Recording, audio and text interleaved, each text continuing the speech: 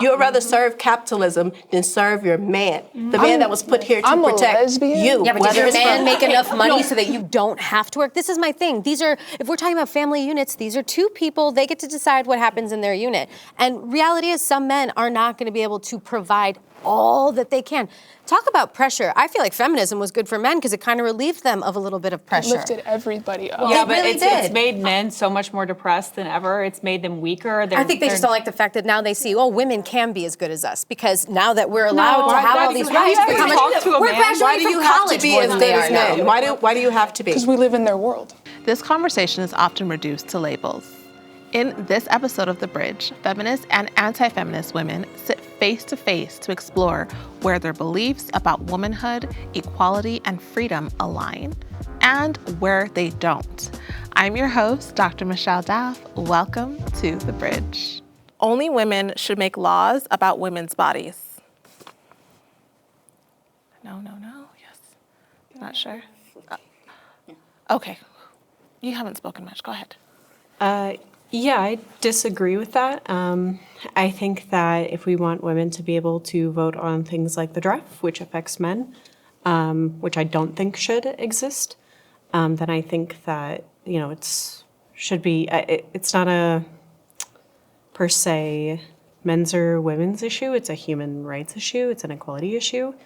I think that conversations about like who should be able to vote on abortion or something like that is like, I think a lot of people on my side fail to see that there is a genuine concern with people who are pro-life because they do believe that the fetus is valuable, that it's similar to a baby.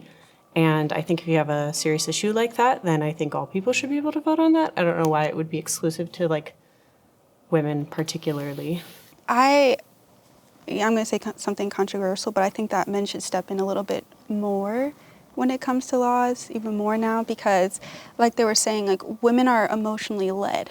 That's what I believe. I believe, like right there. I can laugh. Well, it's just like so many reactions constantly. Yeah, it's emotions. Like men feel their emotions, but they can also conduct themselves. At least when I'm in rooms with them. Yeah, but I will agree with the violence, right? But I also say that women, they're making decisions on. I'll even go away from the abortion topic. Lip fillers. We see women from the media. They're getting injections everywhere. BBLs. They're putting their life on the line to get BBLs because that's the propaganda or whatever they're putting out there. And so I just think that men should step in a little bit more to protect us. Like, yeah, you can make the decision to go out there and alter your whole body, but at the end of the day, those women are putting their life on the line to do that. So that's why I say I think our men should actually step in more when they see that we're destroying ourselves, like in that sense. And that's just kind of one example I want to give. Maggie, you made a face. Oh, I made a face because I was talking earlier. I do agree. You should let people fail fantastically if they want to. Sometimes people have to hit rock bottom, and I say let them. And I think that's how some people have to learn, unfortunately. Mm-hmm. The reason I'm saying women should have more of a say on our bodies than men is just, if we look at history, men have had the only say on our bodies. They used to perform like gynecological operations on us in a room, a theater they called it, with just men. And like, can you imagine being a woman, going under procedure, you're strapped to a table, and there's just a theater of men, and there's not a single woman in there dictating whether or not this is a good thing that should be happening. Like, we didn't have a say. We should have a say. We haven't had a say. We should. We haven't. I think, so one of the things that I take kind of with this romanticization of the past is if you look between the 1950s and now, almost every single marker of flourishing is up as women entered the workplace, as women entered policymaking. It turns out that all Western liberal democracies have given more agency to women, and they have consistently outperformed other countries that don't do this. And there's a reason for this, right? Which is that we're always better together.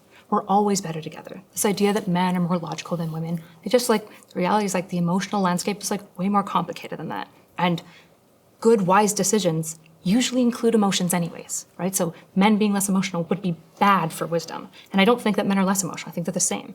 And so every marker of flourishing has improved. I guess, what would your rebut to that?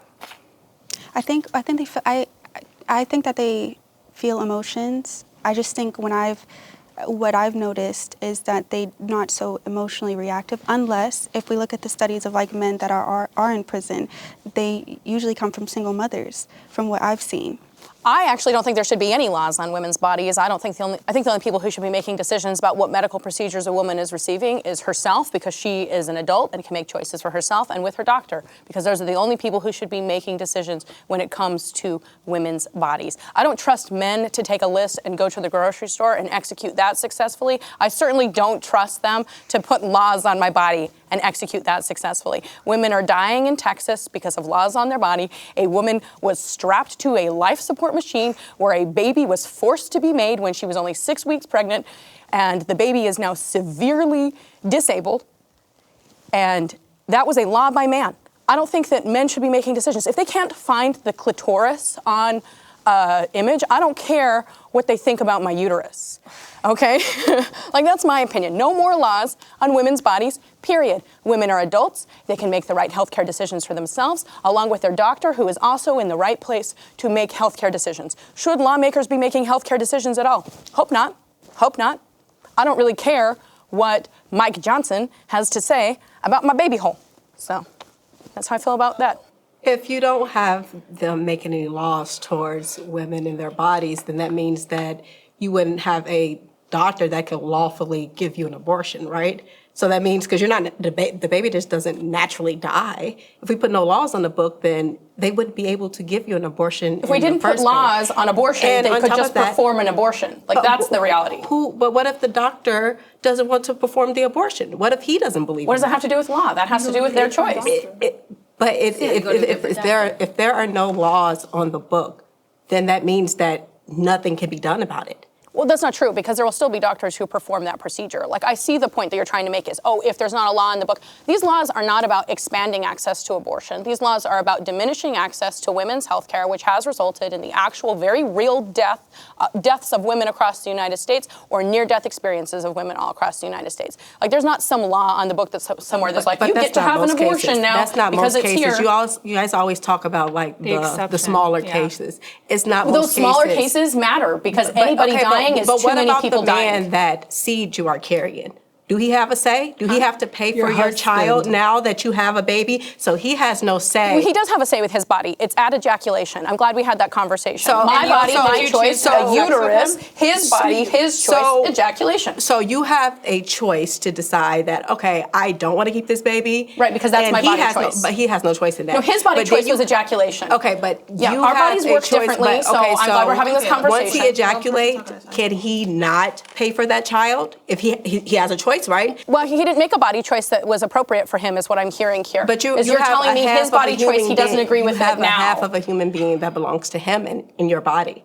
So, yeah, like, but he had a choice at ejaculation. So it's all about me. That's did he have a body choice at ejaculation? Did he have a body choice? You let him decide. Did he have a body choice at ejaculation? You opened your legs. You're blaming the woman for ejaculation? Yes. She doesn't even have a dick. You opened your legs. Who grants access to sex? Women do. Oh, I'm sorry, you're blaming women like, entirely. They're raping me. This is why I can't have a conversation, because I just told you that both men and women have a body choice because our biology is different. I let you know that men have a body choice. You agreed that ejaculation is a body choice that is had by men. And I said, great, that's their choice. And you went, well, then it's women's fault for letting them finish inside. That was a body choice. And then he made a body choice. So now we have to decide what we do after. I don't know if this is also what you're asking. So if everyone made their body choices and the baby is here, are you saying then the man should have responsibility for that child or should not? I'm saying that if she wants to get an abortion, means she wants to keep a baby and a man doesn't, then he should have the right to say, no, I'm not paying for it. Once the baby comes. Yes, he should have that right then. If we're talking about equality, why do he have to pay for your body choice? Well, his body choice was ejaculation. So we each had a body choice. But you opened your legs. That was your body choice. You said yes. Question. I just have one question for you, though. Like, so are you, because I don't know where you stand on Roe v. Wade, like, do you think we should ban it? I think that. Because if you allow a man to say, I don't want to pay for it, then you're really forcing women into slavery here. Like, you're going to be forcing women to be single moms. I believe in the 3 exceptions. I think that life of the mother, obviously, rape, incest. But obviously, I don't believe that you should kill a baby. You shouldn't kill a baby, no. Okay. Wait, you said like, but if a man doesn't want to be a part of it, he shouldn't have I'm using your logic. I'm using your logic. If That's you're not our gonna logic. My logic was using your body choice. But if you're going to say that you're going to have a baby that is a part of somebody else that's inside of your body, another part of another person is inside of you, then they should have a say. Do you feel that there is no wrong reason to get an abortion? I've seen so I have 11 siblings. I'm the oldest daughter. I've seen plenty of pregnancies. I've seen my mom go through miscarriages, and I think that probably affects the way that I view like childbirth. But I think as long as a woman wants to get an abortion and it's within a reasonable time, everybody's going to have a different opinion of what the reasonable time is. I don't think it's second trimester. I don't think it's third trimester. But like before a pregnancy comes to term, go for it. But if it's like getting to the point where you can see like, it's such a hard topic. But I think elective abortions are fine before a certain time. Right. Yeah. To the financial abortion, I'm actually okay with that. To this question specifically, for me, personhood seemed to be conferred around 12 to 15 weeks. So I would want the same rights for men and women. Yes, personhood. Because the thing we're valuing here, well, when you say a human life, what you mean is another human being that we equally value. And the reality is that, like, at a certain point, this is why I can ask you guys this question. You've got a burning building, 2 rooms, 1,000 zygotes in one room, just recently fertilized eggs, and a baby in the other. Who are you picking? Who are you saving? But that's like not relevant. Who are you saving? Relevant when you want to say that they are both Are they equal. inside of a woman's body? No, there's zygotes that once you put them inside a woman's body, they will be fertilized. Yep. It's human life if you believe in life. One person talk at a time. It's too confusing. Yeah, I'll walk this through. Who are you picking? The The baby? zygotes are not fertilized. They are fertilized. Zygotes are always fertilized. But what I'm saying is your question has nothing to do with... It does. No, it really does. Then why wouldn't you answer it? And aren't you It a would be Christian? so easy. Yeah. So why don't you believe that that's a human life? Because life at conception isn't even biblically established. Even the Pope would tell you this. There's no idea of when ensoulment begins. So if you want to have a theological conversation, we can go there, baby. But the issue is that when you talk about personhood, we are talking about when we confer moral value to another being. And I believe it's around 12 to 15 weeks because I think secular people value consciousness. And I think consciousness is the best representation of ensoulment. That's why I value it there. But legally, I'm for the complete decriminalization because what we see in abortion is that, first of all, no woman is just like being like, I've carried this for 6 months. Right. Man, I just want to kill it. Almost every single time it is a absolute tragedy, and I'm not barring her from care. What we see in decriminalized states versus criminalized states, mothers die more, babies die more, children go into poverty, and children go into foster care. An 11% increase in Texas when they started banning abortions into foster care, which is just a tragedy. Mother deaths increased in Texas by 6% with this. Baby deaths increased by 12%. So when I'm talking about decriminalization, I'm for it all because I want mothers and babies to live. But when we're talking about a moral question, which is what you're interested in, when does ensoulment begin? I would like to disagree with what you said about every time a woman has an abortion, it's some type of tragic I said decision. after 6 months, just to clarify. Okay, because what I have seen is that women are using abortion as birth control. No, they're not. No, they're not. What I have seen... That's not even what the word birth control means. Okay, if I may finish. The protests, abortion on demand, my body, my choice, do whatever you want to. My concern, again, as an older woman, when we are all gone, what is going to be left behind if we look at families and children as disposable? I say, why do we have to take the nuclear option as the first option? There's over 30-something forms of birth control for women. I don't know how many of them were created by women when we want to talk about laws. I'm sure there were men scientists that came up with these ways that we can prevent abortion by preventing getting pregnant if you don't want to. But I would just disagree. I think women are using it as, oh, well, not always. I'm sure there are reasons that are tragic. I've never had an abortion, thank God. I was able to deliver without issue. My husband and I planned for those children. Do you want to know the best? Sorry, do you mind if I jump in? Go ahead. Do you want to know the best policy for reducing abortion and increasing childbirth? The best policy is making birth free and providing comprehensive welfare care for mothers and children. This is why There's no such thing. Nothing is free. Sorry, when I say free, I mean universal health care, obviously. Hi, loves. It's me again, Dr. Michelle Daff. We've really been enjoying producing these meaningful conversations for the Dr. Daff Show. However, they are very costly to produce, with our large team, equipment, studio, and cast, and everything that goes on behind the scenes. If you've been enjoying these thought-provoking conversations and want to support what we're building here, I would love for you to check out my fragrance brand, Fine Forever. Fine Forever is more than just a fragrance brand. It is a celebration of faith, purpose, and beauty. We currently have 3 signature scents, each inspired by a unique Bible scripture and has within its own story and meaning. First, we have 29:11, inspired by the scripture Jeremiah 29:11. It's a delicate yet vibrant fragrance that combines lush florals with soft, sweet undertones. It is a celebration of gratitude and the blessings that unfold when we walk in faith. Next is Silent Storm, inspired by Psalm 107, 28, and 29. It's a bold, captivating scent that balances strength and serenity. With warm woods and a touch of spice, it's a reminder to find peace and purpose even in life's storms. And lastly, we have Mustard Seed, inspired by Matthew 17:20. It is a fresh and uplifting fragrance inspired by faith and growth. It opens with a bright citrus and soft florals, symbolizing the beauty of small beginnings and the incredible potential within. Every purchase directly supports this show and helps us to keep bringing you meaningful content.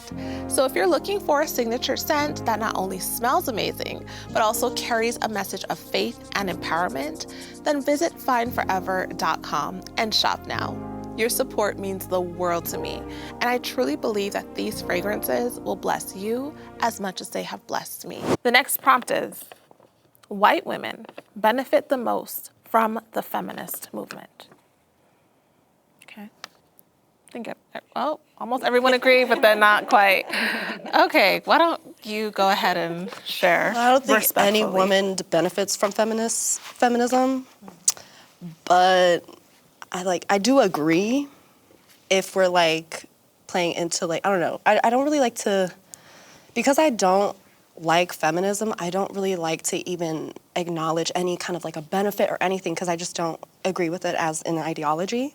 But there is that race element to it. So. Do you think being able to choose your career or wear pants or drive or vote or anything like that is something that feminism has brought about, or what do you think brought that about? Well, I just don't. If I had to choose my womanhood or my motherhood over material gain, I would choose my womanhood. I just want an answer to the question, please.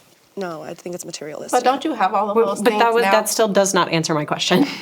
There's been a lot of non-answering questions here. I don't think Because you guys are going feminism. completely off the prompt. The prompt is white women benefit more. Yeah, we they do. agree. We agree. Yes, they fucking do. Yes. But white women always come up before everyone else most of the time anyway. That's just the thing. It's still, sorry to bring up race, but white people in general. So if we're going to talk about women, did it benefit white women more? Of course it did. Because we still had to tackle the civil rights movement. It's human rights. I see why you fight for it. All of those movements are movements to get you to do things. It's not you thinking for yourself. This movement was so that we could decide what we wanted to do. Well, most of the stuff that you guys said you wanted, you have now. Now it's to the Because point where you of have allowed feminism. men. Because You have of women literally before allowed me. you physically allowed men into your movement. It just contradicts the whole movement. When you allow No, it doesn't. We're not against transgender women are men. Oh God, we're not going there. Yeah, they're men. Here we You guys go. allow them in the movement. I think in general, movements that are about any group of people is always going to best serve the majority population within that group and also those who already have other privileges conferred intersectionally in other areas, which is why white women are going to benefit the most from feminism, right? This is going to, if you look at class-oriented stuff, generally poor white people will benefit significantly more on certain measures than other groups of people, right? This is just generally the case, in part because of just numbers. There's just more of them in that group of people, right? And because of that, you're just going to get more outshiners and stuff like that. You're going to get people who benefit maximally from it. So this is mostly a population issue. Yeah, there's more white women. So white women will disproportionately benefit from feminism. But I guess maybe I could answer Matrix about feminism doesn't confer any benefits because you don't like feminism. I think one of the issues, so one thing that happens on my tribe that I have a major issue with is we don't acknowledge any of the good things from the established institution, which they call patriarchy, that has benefited everyone, right? And I don't want to throw the baby out with the bathwater. Feminism just has given you a credit card. I don't know what else it could even, nothing else is attributable here, right? It just did give you the right to vote, right? It did give you these choices. And I get you don't like feminism, but unfortunately, that's what is to blame for these things. You can dislike feminism and still appreciate what historical feminists have done. No, I can do what I want. I can not like it, not contribute to it, not be a part of it, not have a credit card, not vote. I can do that. I just meant to be, I guess No, I I'm meant to be just- intellectually Okay, coherent. You cool. have to, but it's fine if you don't want to. That's fine. Exactly. Thank you. I think, I don't know, I could be wrong, but I think what maybe these women feel is that maybe those things are important to you, but they're not important to them. Right, but the difference I think here between maybe it's confusing for you guys, but feminists, I don't want to tell you what to do with your life. I genuinely don't care what you do. If you want to have a baby, I want you to have it. Actually, if you want to have a baby, I want you to have a baby, because those are the people who we want to have be parents, right? Like, feminism is all about choice. If you want to be a trad wife, I want you to be that trad wife. I hope you find the man who can provide for you in this economy. That's all it is. It's just about having choice. I'm not telling anyone how to live their life. I would never tell you guys what to do. But I feel from your point, you are telling us how to live lives. Like, a lot of the time it comes off as you're wrong if you do this, you're bad if you do that. And I'm not going to tell you if you're right or wrong about your decisions for yourself. I'm not your mother. I don't know what's better for you, just like you guys aren't mine. So that's my only problem here. Feminism is just a way of, it's an equalizer so we can all come up together. I feel you. I guess, like, for me, like, the reason why I really opt out and I'm strongly against it is because I don't really hear you guys acknowledge any positive things, like, about motherhood, like, at the forefront of the movement. Like, I feel like a lot of the stories that are told in feminism or feminist theory and stuff, it's always, like, these terrible, tragic, sad stories. And, like, even the women that you reference, you know, as our feminist leaders, like, they didn't live very beautiful, amazing, extravagant lives that any little girl would want to aspire to live. And so I feel like a lot of time, well, Mary Wollstonecraft, Susan B. Anthony, all of these feminists, they all had very tragic, sad, like, traumatizing lives. And so even when they take, like, anecdotes, like, of other women's lives, it's always a highlight on, like, these terrible things. And it's like, why can't we teach women how to be happy, how to, you know, submit and enjoy that, how to appreciate what their body can do?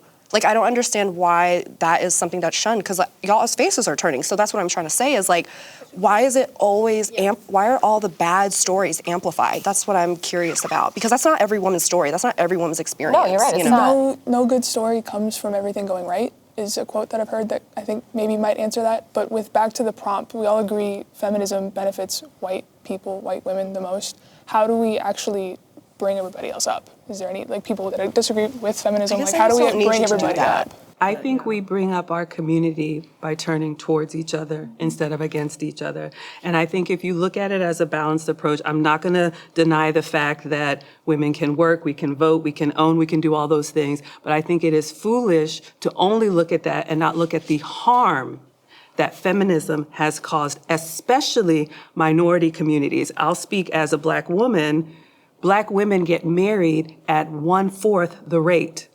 And that is not helping our community, because we're going against our men, and our communities are stronger because we are better together. So I think when we promote healthy families, when we promote the nuclear family, when we promote husbands and wives, moms and dads, boys and girls, that is how we get better. Feminism is not going to make us better. Feminism is actually making our community worse. I didn't know that feminism equals, like, not getting married at a higher rate. Is that what you guys think feminism is? Is it just don't marry?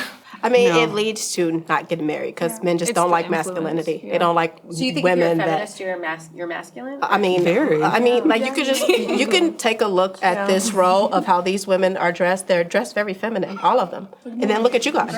And I'm not, you got your dress on. I'm not even, and this is not a dig at you guys. This is, it's not a dig, but it is. But it's just to say that, men are more attracted to that, you know? Kidding? That is insulting. Yeah, men will put their in what they can put it in. And they won't stay with them, but they will marry. She just sat here and looked at all of us and said, "Oh, this is what men want." I mean, ask them. The reason that I said it benefits white women more, I don't think it benefits women at all. But if we go back to, like, Margaret Sanger starting Planned Parenthood and abortion, she was part of the eugenics movement. So she wanted to kill Black babies. So that is part of the feminist movement, was to get rid of Black women's babies and the Black population. I think this actually speaks really well. I forget your name. I'm so Maggie. sorry. Maggie. Yeah. Maggie was saying this as well, and it's something I echoed, which is that there's a really big problem that happens in our tribes where we don't want to look at the bad things that's associated with them. And I would totally agree with that, right? I look at that and I'm like, I don't think that's great. I like Simone de Beauvoir for lots of reasons, but I don't love everything. I don't love everything that feminists do, right? When I say that I'm a feminist, it's because the ideology, which I would label as feminism, is for the promotion of femininity and like the advocacy and empowerment of women. I think that that's good. So look at the third wave of feminism, which you're probably going to have an issue with. The third wave of feminism was a very white woman movement. It was mostly fixated on getting women into work and wasn't celebrating things that are associated more typically for women with femininity. I think that that's bad. But you look at the fourth wave movement of feminism, and that's corrected. That's why I like the fourth wave of feminism. So we can have bad actors, we can have bad ideas in feminism, and still identify with the idea if you choose to, right? And this is why I choose to. I don't stand by every feminist. I mean, we've disagreed on this side, right? We're heterogeneous necessarily. And yeah, I guess I'll let you move back to that. Well, our country was founded by white men who raped their slaves, but it doesn't mean that I'm not proud to be an American, just in the same way that I would say that I'm proud to be a feminist. So. And the final prompt is, there is no shame in having a high body count.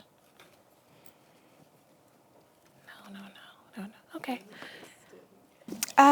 Well, I think that shame leads to repentance, and repentance leads to changed behavior. And so having a high body count, like, for example, I talk to people in my community, in the Christian community, and I speak with people, and women that do have high body counts, they tend to struggle with like BPD, borderline personality disorder, other personality issues, comparison, even struggling with being satisfied in the bedroom with their husbands because they had so many other sexual partners. So I do think that there should be shame. I think there should be shame if men are sleeping around. I will say that. There's accountability for that too. That's not right. So, but this is like our Christian beliefs. So my Christian beliefs are both of us should be waiting until marriage. So, yeah. Well, I want to address the statistics there, because people with higher body counts do show higher satisfaction in relationships, specifically also like couples who have more sex over time experience happier sexual relationships like that. The other thing, I want to make sure that we're getting the causation right here.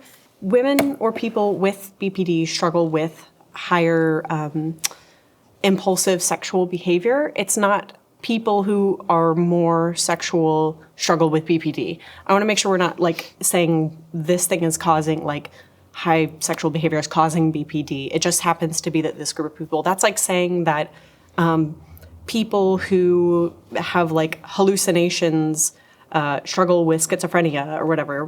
We're like, okay, well, yeah, you're going to look at a population that has a high level of that and say, oh, well, they have high levels of this. Well, yeah, that's like the population you're looking at. That's like saying also that men happen to be more suicidal and then saying like, oh, it's a thing with men. Like it is just a fact about being a male that makes you more suicidal, which is not true. Like you're getting the causation kind of mixed up. I want to make sure that's very clear.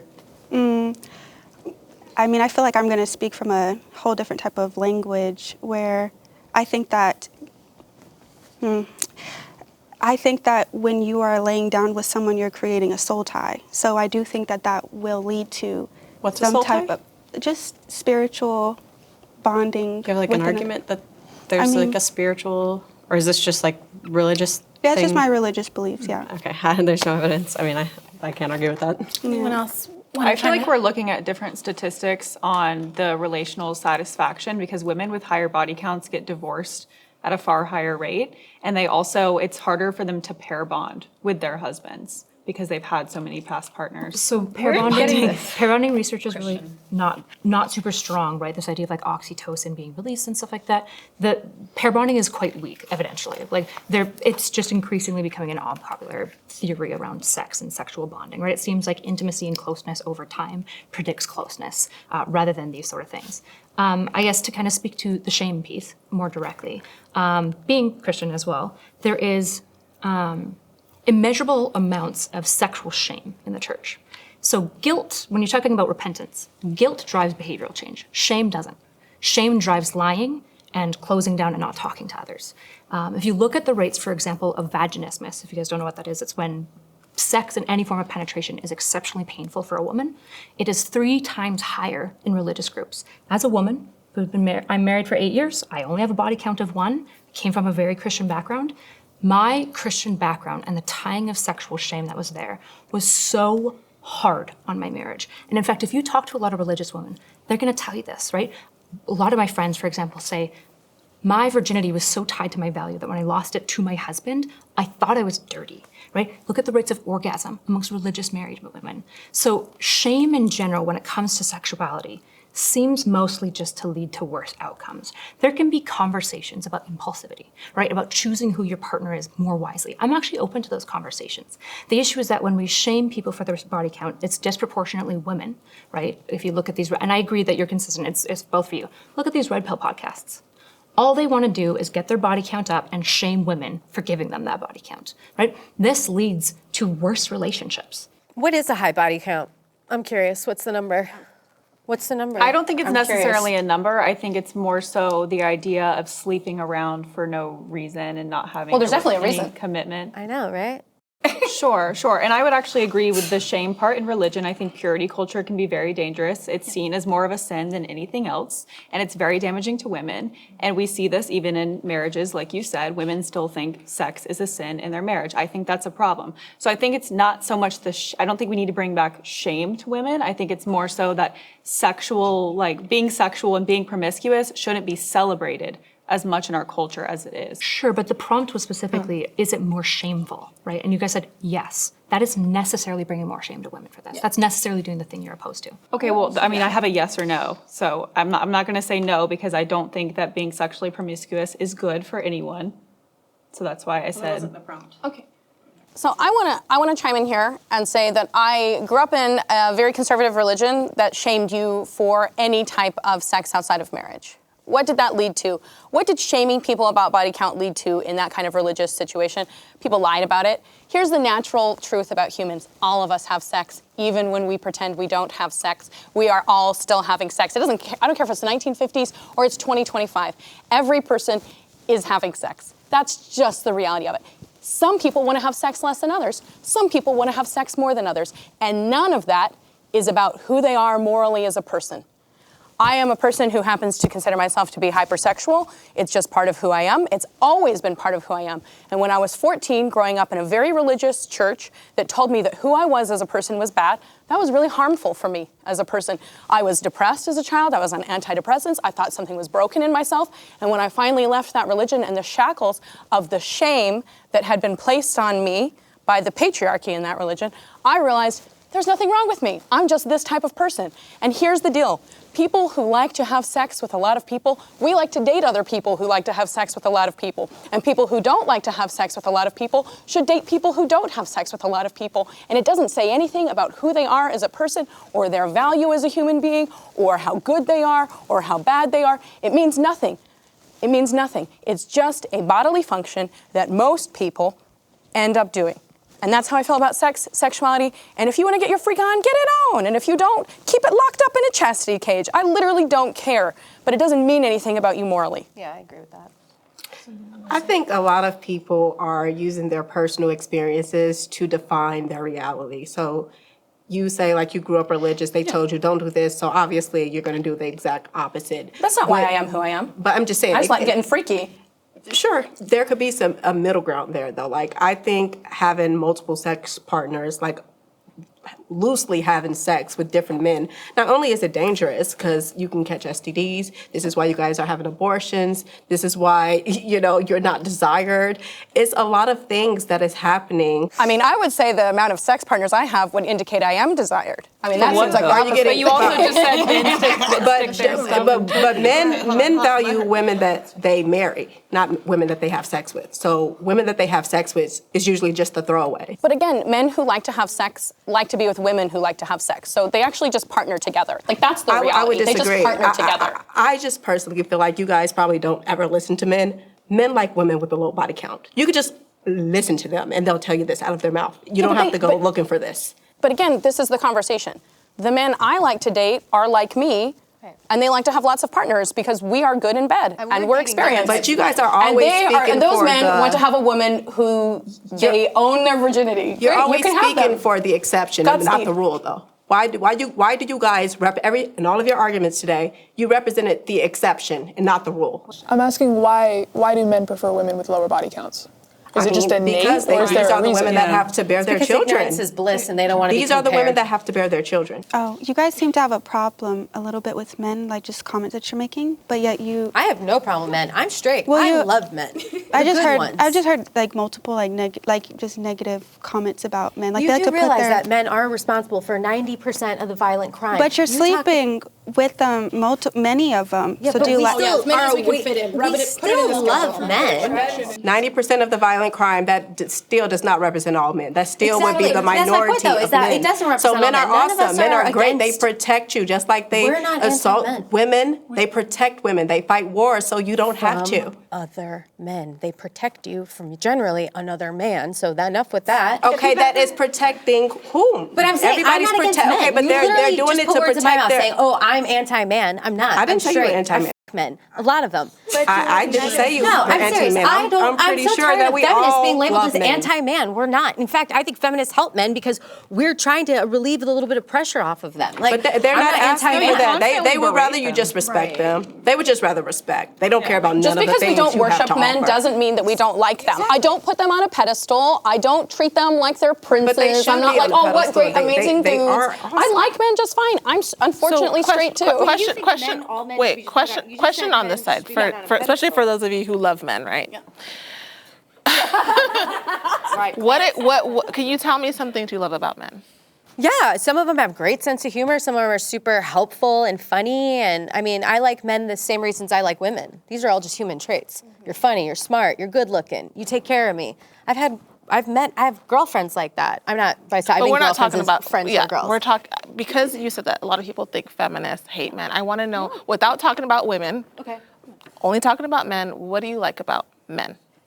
About their uniqueness of being men. I'm asking the men lovers. See, I guess I'm trying to think about what makes men unique, though, because when I like a man, they're funny, they're smart, they're good looking. But I could describe a woman with these terms. Okay, so you don't think that there are things about men that are unique necessarily? Well, I mean, I'm born straight, so I can't say like I choose to be attracted to men. Like this is how I was born. You know what I mean? So like I can't tell you what that's about, but I can say that I like men because they're funny, they're smart. Some of them, they can protect me if I need to sometimes. Like I understand why you like men, but I think you can all understand that they have traits that are not good, right? Like you have men you don't like, right? You know that not all men are great.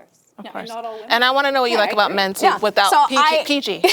PG, right. So I would say a lot of my good friends are men. I think men are smart and funny, just like she was saying. I think that I'm sexually attracted to men. I think they're pretty much the exact same as women. But if I were choosing like to hang out with someone one-on-one, I'd probably pick a woman because I'd probably be safer because they probably wouldn't be trying to, I don't know, have sex with me as an ulterior motive. So it sounds like a lot of... But I mean, I just don't see men as like a special category that they need to be worshipped in some separate way. Like, oh, men are really the reason why I'm here. I think the reason why I'm here is women. I tend to worship women more than men. But don't you know that men allow you to have your rights? Because if it really came down to it, they can just overpower you and take all of your rights. Actually, I have rights because of women. I have rights because women You have who rights came before because me. of men. No, I have rights because of women. No. I'm here because of women. Okay, and if they declare war on you because of your rights, what happens? You all die. Okay, you're having a hypothetical conversation about something that hasn't happened. I'm having a real conversation about the fact that the reason why I'm able to vote is not because of men, but because of hard-working women. And who allowed it? A few good men. Who allowed these things to happen? Men, not a few. A lot of good men. A lot of good men. Why do you think there are no woman civilizations? Because men will take them down. If you create gender into class, then men are also pedophiles and rapists and criminals, by your logic. You realize that, right? Yes, but guess what? That is the minority of them. I would say men are not rapists. Some men who are The bad minority, do bad things. the minority. Most men That's what, are no, we're not not, because criminals. I am not treating gender like a class. Right. I understand that police officers and soldiers are more often men, but that doesn't mean that men who are not those things suddenly get to be like, actually, I'm doing forced doctrine too. No, you've got a small group of young men who are given fiat authority by a bunch of state men to enact rights that all of us agreed on. That's how democracy works. If you want to treat gender like a class, then you have to say men are soldiers and men are rapists. And I think this is not true. Some men are rapists and some men are soldiers. Well, it just sounds like, I mean, like, so if a man tells you to do something, you're going to do it. Do you, I mean, are you a woman if who he's falls my in husband, line? absolutely. Yes, I If he's your serve him. husband. I'm here to As you said, serve. if he's your husband. Yeah, that makes sense. But let's talk about just some random ass man. If a random man just asked me to do something. That's what I'm saying. Like you something just a like minute what? ago Like said, like, what? oh, men, if they could come in and just do this, like they can take our rights from us. It's like, yeah, that's why we're here. But We're that's here just to to make sure show that you doesn't that happen. men are not your But you enemy. make it sound That's like all I'm supposed to saying. fall in line. But you guys are, everything you're saying is because of the men, because of the patriarchy. That's not what patriarchy doesn't refer to men. Men are not your Refers to a system. enemy. Yeah, no, They're not- patriarchy is a system. I know, but I'm Okay. saying, I said because of the patriarchy. Men are not your enemy, is what I'm trying to say. I don't think I'm they are. saying that if men didn't want you to have rights, you wouldn't have them. That's what I'm telling you. So they could be pieces of shit. Like That just proves that they're not pieces of shit because you have rights. But how long have we had all men are them? pieces How of long shit. have we had them? How long? I could say the same thing about black people. About I'm not over here 105 complaining years we've about had being them. black in America. 14 countries out of 190 countries, women actually have rights. And what those rights are, there's like a whole chart. But only 14. Like if you go anywhere else in the world, your rights can be taken away just because of the body you have. And like we're very grateful to be in this country where we do have rights, but we've only had them for 105 years. We have to defend those rights against the bad men that are openly talking about repealing the 19th and like women should stay in the kitchen. Like it's not all men. It's not all men. I have great men in my life. I love them. I just hung out with one of them last night and it's like they're so caring. I do love men. I just don't love all men. I hate abusive men. And good men know that when we're talking about them. Can I ask one question? What would it take for you guys to no longer be feminism, to say, feminists, to say, hey, we have all equal rights now, we have everything we need. When does the movement stop? Because it seems like it never stops. It's not going to stop because they now have already overturned Roe v. Wade. We've seen a right that we fought for and won taken back. So now we have to come back to the fight. They overturned it to give it to the states, which means the people within those states can vote on how they want to do things. Well, then it's not a right. If it can be stopped at an invisible line, then it's not a right anymore. It was and that's never why we're supposed here to be fighting there for in those the rights. first place. It's not in the Constitution. It was never supposed to be there in the first place. Neither was the women's right to vote or anything else. Like I personally, very controversial, I don't think women should vote. Because we get women like this that say all of these crazy things. You don't vote then, right? No, I do vote. Why? Lead by example. This is what I'm saying. You're all here using Lead your by voice to tell me example. that you don't want one. I have to combat women like you, so I have to vote. No, you're I have to using vote, your 'cause you voice guys to are tell me you always don't on want the a voice, wrong so side of go issues. home. That's why men are more logical, because you guys are always on the wrong side of issues. That's what it is. You don't even know why you're doing the things that you're doing. You just do things, and then you blame men. Let me tell this, like, I'm going to say this right now, and I hope this gets on camera, and let me say this. Being on the side of a woman's right to vote is never the wrong side of an issue. Every person here is a human being. Voting is a human right. I won't sit here and have a conversation about repealing human rights and pretend that that's a normal conversation to be having. Women deserve the right to vote because we are human beings. We deserve to be treated like humans, and we are not more emotional than men. When a man throws a remote at a television and breaks it after a football game, then have a conversation with me about who's more emotional. The other thing, though, about the voting thing, though, for me, is that this country was founded because of taxation without representation. And so if women don't vote, then I'm not going to pay, then we shouldn't pay taxes, right? Because that's taxation without representation. Yeah, you don't That's have why to we work founded either. this That's the country. point. Your man would pay the taxes. That is My exactly man, the what is point. You happening won't work. What world? Okay. I don't know. I actually wanted to answer your question. You asked about body count, coming back to body count, which was the last prompt. And you said, why do men want a woman with a low body count? And the answer is because we're not equal.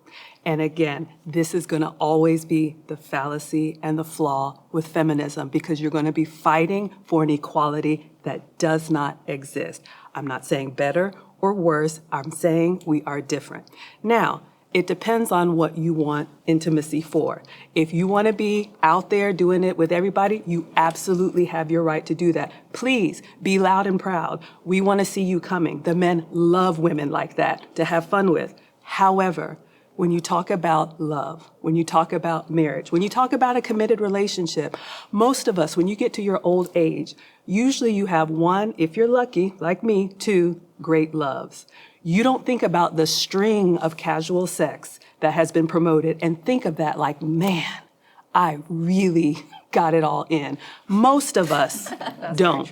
You're free to do that if you want to, but I'm just saying, as we age, what's going to really matter is the relationships, the marriages, the families, the relationships that meant something, the intimacy that meant something. You can do as much as you want to with whoever you want to, but I do agree the way casual sex is promoted now, it is hurting us. It may be fun in the moment, but it's going to hurt us, and we're all going to pay the price for it. Thank you so much for being here and sharing. This was a really interesting discussion. I thank you for your voices and your honesty. I hope that everyone watching online is able to glean something from this conversation. Let us know in the comments what you think, what your opinions are on what we discussed today. And until next time, bye-bye.